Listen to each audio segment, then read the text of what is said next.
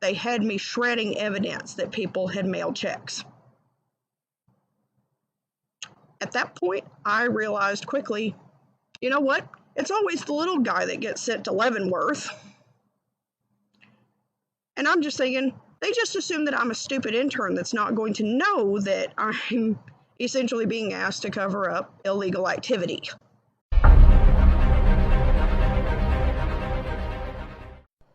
Well, walkawayers, my name is Brooke Lesher, and I have grown up in the South.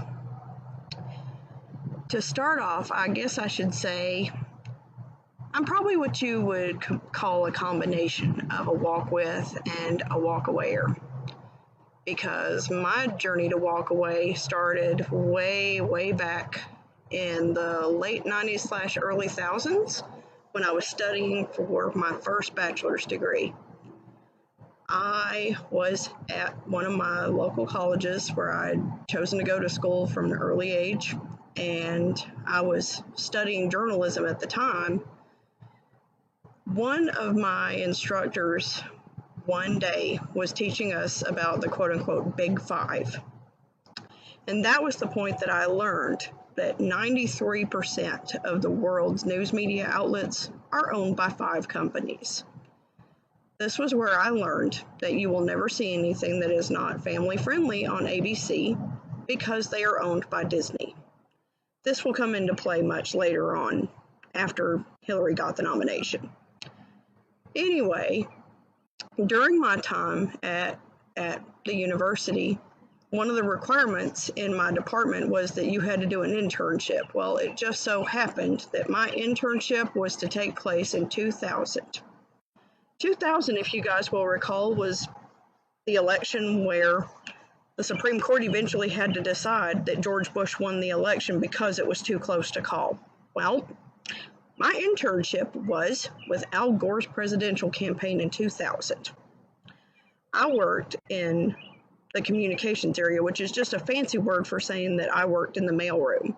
I was a hardcore Democrat at that time, of course, because I grew up in a family full of Democrats. My grandmother was into local politics here in the county that I now live as a school teacher. Because we lived in Tennessee, she worked pretty heavily with the Gore family. She actually received an invitation to the inauguration after Clinton was elected, which would have been really exciting if we could have gotten a hotel room, but anyway. So I went to work for Al Gore's campaign at the campaign headquarters in Nashville.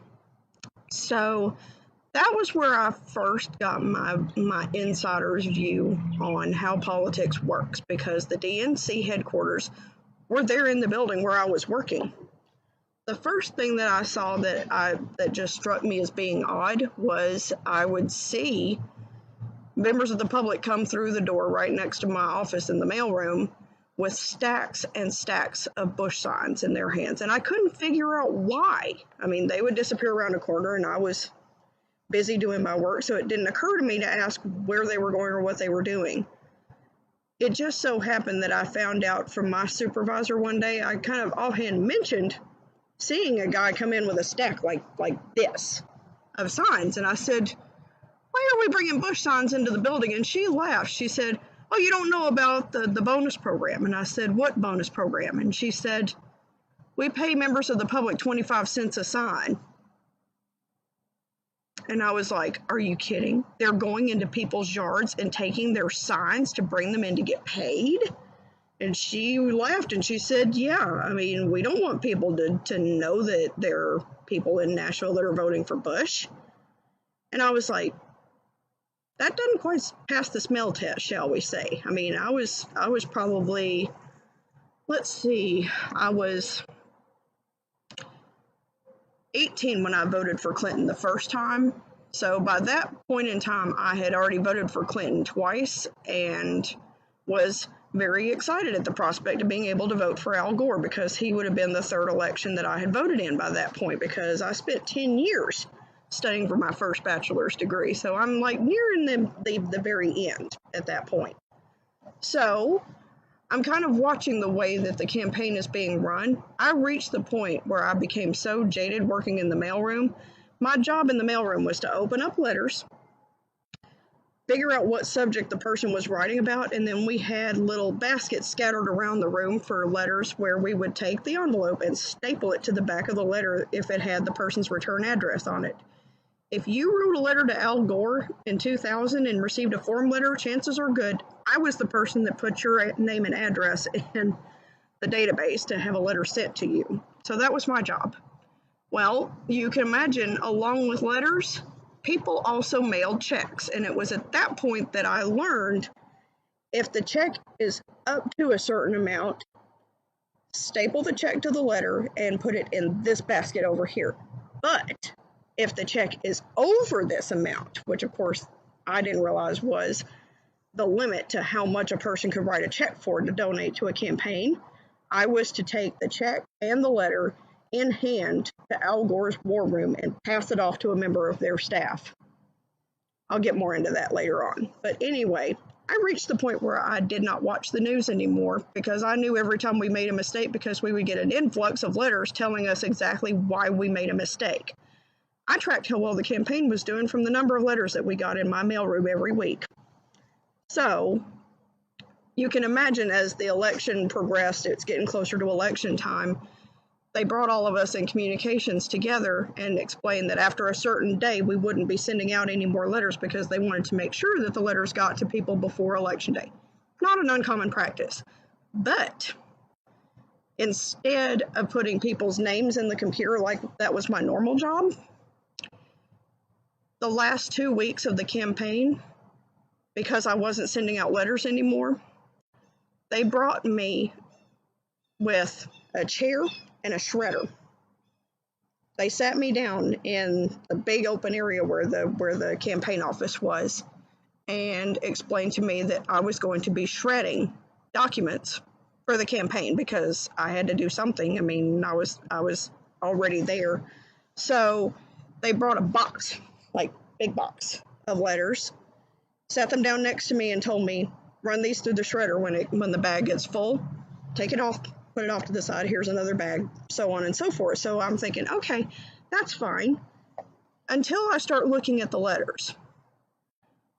Most, if not all, the letters that I was shredding were in regards to those checks that I had to take to the war room because they were more than people were supposed to be able to donate.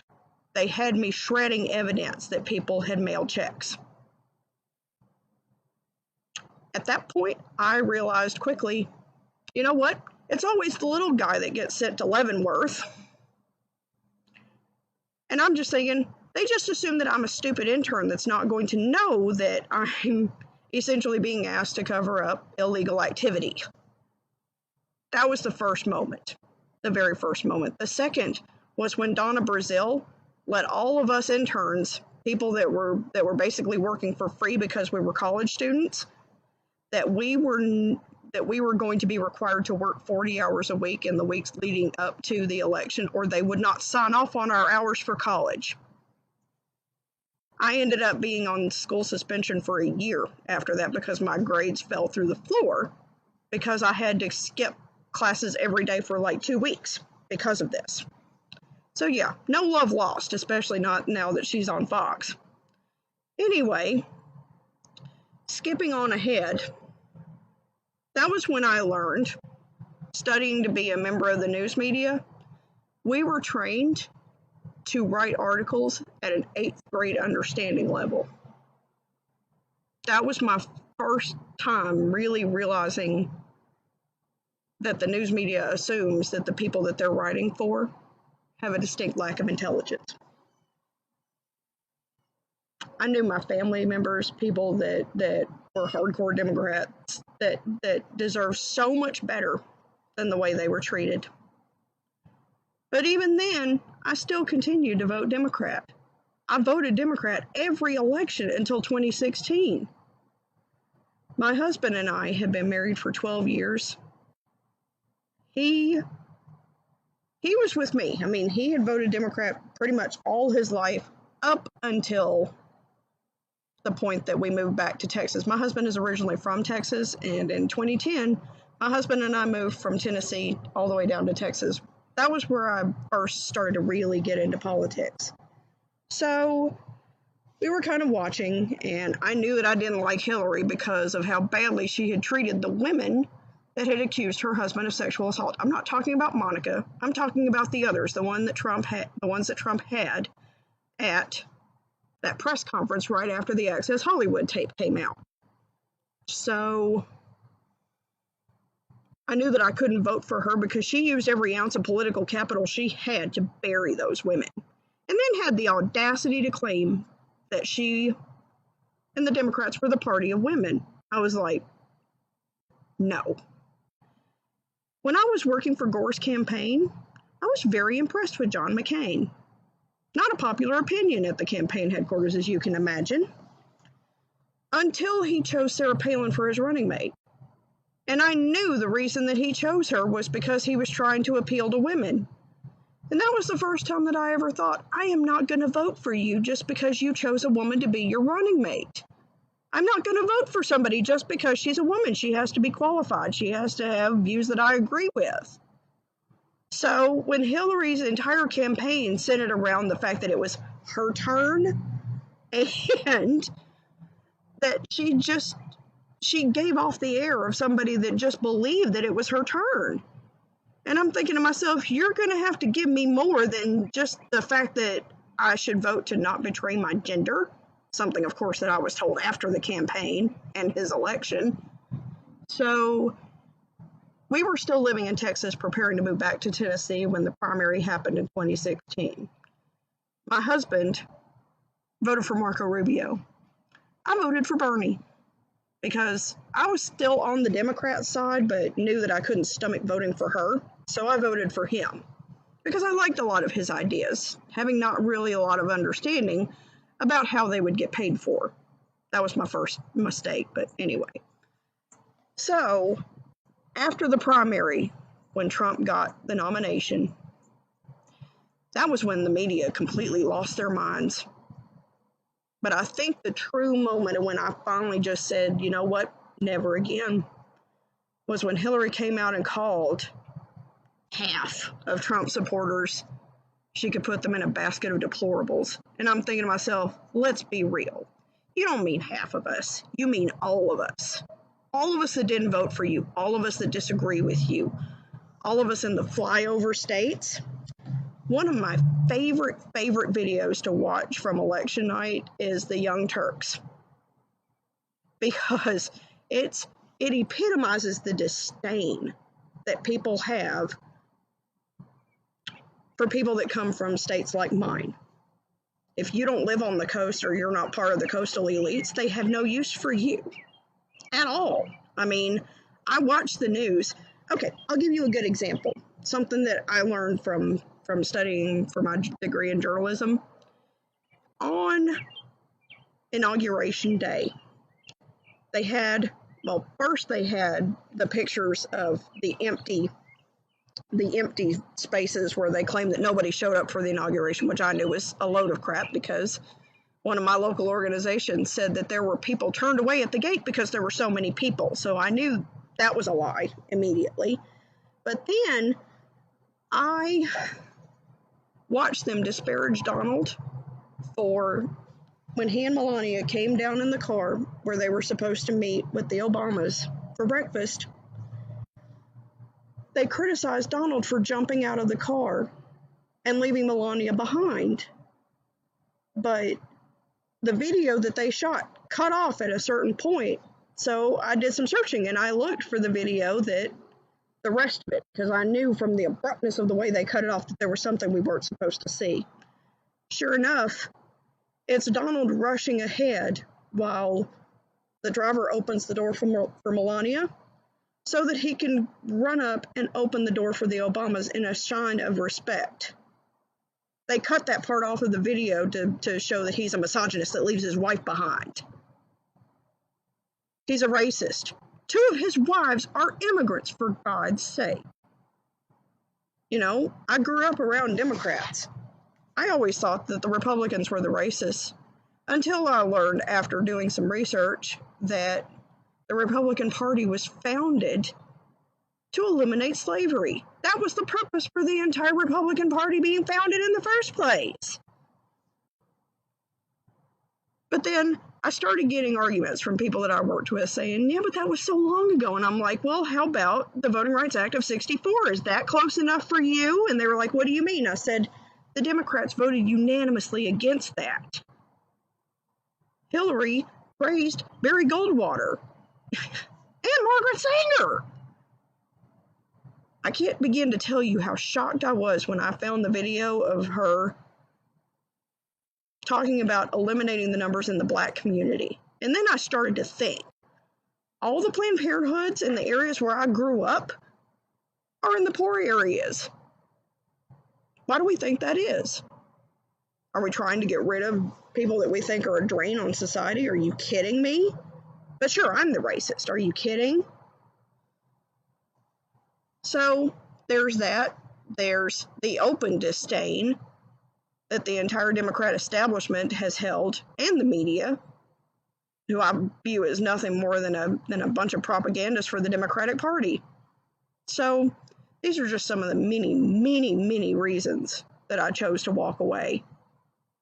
I went from being an absolute vehement liberal all my life to taking that red pill in the fall of 2016. Unless they fix the links that they've fallen down, I will never vote Democrat again. 2016 was the first time that I had ever voted straight party all the way down. Before that, I was a person that would vote for the person, whether they were Republican or Democrat. I kind of tended to think of myself as a moderate. I have family, friends that have all turned their backs on me because they think that I am against gay people because I voted for Donald Trump. I believe that every person deserves the right to be happy and the right to have their voices heard. In fact, on election night, they scheduled me to close at the store that I was working at.